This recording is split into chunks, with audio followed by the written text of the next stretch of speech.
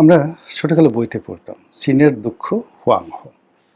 যদিও সেই দুঃখ এখন আর নেই। এ কারণ হলো বাংলাদেশে যেমন পদ্মা নদী, তদ্রূপ চীনের দুটো নদী খুবই খরস্রোতা। প্রচুর বন্যা হয়। এর মধ্যে একটি নদী হলো হুয়াংহো, আরেকটি নদী হলো ইয়াংশি। তো এই হুয়াংহো এবং ইয়াংশি, এই দুটো নদীর যে প্রবল বন্যা, এই বন্যার কারণে চীনের বিস্তীর্ণ অঞ্চল প্রতি বছর প্লাবিত হতো, ফসল এবং শস্যহানি হতো, মানুষজনের জীবনে হাহাকার আসতো। তো চীন তার আধুনিক প্রযুক্তি, তার শক্তি সামর্থ্য সব কিছু দিয়ে এই পানির যে প্রবাহ, ওয়াটার ম্যানেজমেন্ট বা ওয়াটার রিসোর্স ম্যানেজমেন্ট, পানির সম্পদের যে উত্তম ব্যবস্থাপনা, যেখানে জল বা পানি ডাইভার্ট করা দরকার, যেখানে বাঁধ দেওয়া দরকার, যেখানে সেই যাকে বলা হয় ব্যারেজ করা দরকার, প্রত্যেকটা জিনিস করে এই দুটো নদীর পানিকে তারা এত চমৎকারভাবে ব্যবহার করেছে। এবং এর ফলে তাদের দেশে, আমাদের দেশে যেমন দেখুন এইরকম একটা পানির সম্পদ ব্যবহার করতে গিয়ে, কাপ্তাই লেক তৈরি করতে গিয়ে পুরো পার্বত্য চট্টগ্রামের যে ক্রাইসিস, সেই ক্রাইসিসটা পাকিস্তান জমানায় তৈরি হয়েছে। এবার হুয়াংখো এবং ইয়াংশি নদীতে বিভিন্ন জায়গাতে বাঁধ নির্মাণ করতে গিয়ে চীনে অন্তত ২০ কোটি লোক সরাসরি ক্ষতিগ্রস্ত হয়েছে। ২০ কোটি। আবার এই ২০ কোটি লোকের মধ্যে অন্ততপক্ষে ২ থেকে ৩ কোটি লোককে বাস্তুচ্যুত করতে হয়েছে। মানে প্রকল্পগুলো বাস্তবায়ন করার জন্য এলাকা থেকে সরিয়ে নেওয়া হয়েছে।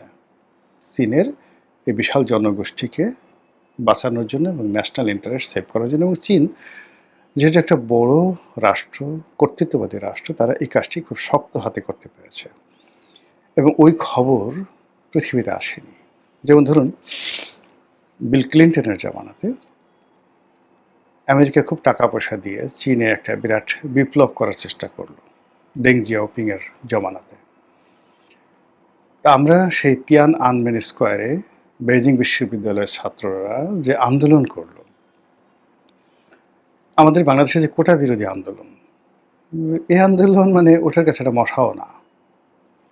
তিয়ান আনমেন স্কোয়ারে যে আন্দোলন হয়েছিল ৮০-র দশকে, আপনারা চিন্তা করে দেখেন।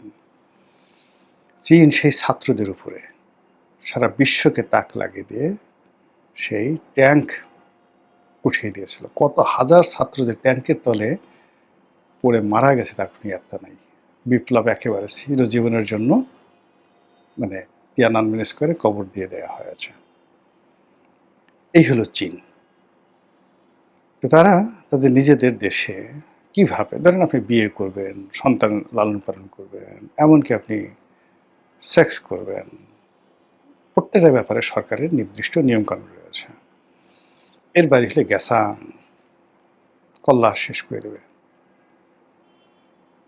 তো সেই চীনের সঙ্গে যদি আপনাকে ধারণ করতে হয় তার রাজনীতি, অর্থনীতি সব কিছু, প্রথমত আপনাকে এক্সপার্ট হতে হবে। চীনা অর্থনীতি, কৃষ্টি, কালচার এবং বিশেষ করে এখনকার যে শাসন ব্যবস্থা, এই ব্যাপারে এক্সপার্ট না হলে আপনি চীনের বন্ধুত্ব পাবেন না। চীন কারোর সাথে আসলে এইভাবে কোনো সফট শত্রুতা ছাড়া এভাবে শত্রুতা করে না। এবং আমেরিকা দেখুন চীনের সাথে বহুবার শত্রুতা করতে গিয়ে নিজেরাই কিন্তু দেউলিয়া হয়ে পড়েছে। তাদের আজকের যে গুগল, তারপরে মানে এই যে তাদের গুগল, ম্যাকডোনাল্ডস, আইফোন, অ্যাপেল, এই গুলোকে হাতিয়ার বানিয়ে তারা চীনকে যেভাবে ডমিনেট করতে চেয়েছে, এটা তাদের জন্য, আমেরিকার জন্য মারাত্মক বুমেরাং হয়ে গেছে। এখন অ্যাপেল সেই আমেরিকা থেকে তাদের যে ফ্যাক্টরিটা সরিয়ে ভারতে এনেছে। চীনের ঘোড়ার ডিম কিছু হয়নি, অ্যাপেলের চেয়ে তাদের যে হুয়াওয়ে, এই কোম্পানির বিক্রি বেড়ে গেছে। সেই টেসলা কোম্পানি দিয়ে তারা ভাব দেখানোর চেষ্টা করেছে, সেখানে বিওয়াইডি, তারপরে শাওমি, তারপর হুয়াওয়ে, এরা যে ইভি ইলেকট্রিক ভেহিকেল তৈরি করেছে, এদের যে আউটপুট এবং প্রাইজিং, এটা যদি চলতে থাকে আর কিছুদিন পর ইলন মাস্কের টেসলা জাস্ট দেউলিয়া হয়ে পড়বে। এই হলো বাস্তবতা। তো সেই চীনের সঙ্গে আমরা যারা বাংলাদেশ, আমরা যদি পাঙ্গা নিতে যাই, চালাকি করতে যাই, না বুঝে তাদের সঙ্গে মানে খুব চুমাচুমি করতে যাই, এতে আমাদের যে কী হবে? আমরা নীলকণ্ঠ না হলে আমাদের সারা শরীর কালো হয়ে যাবে।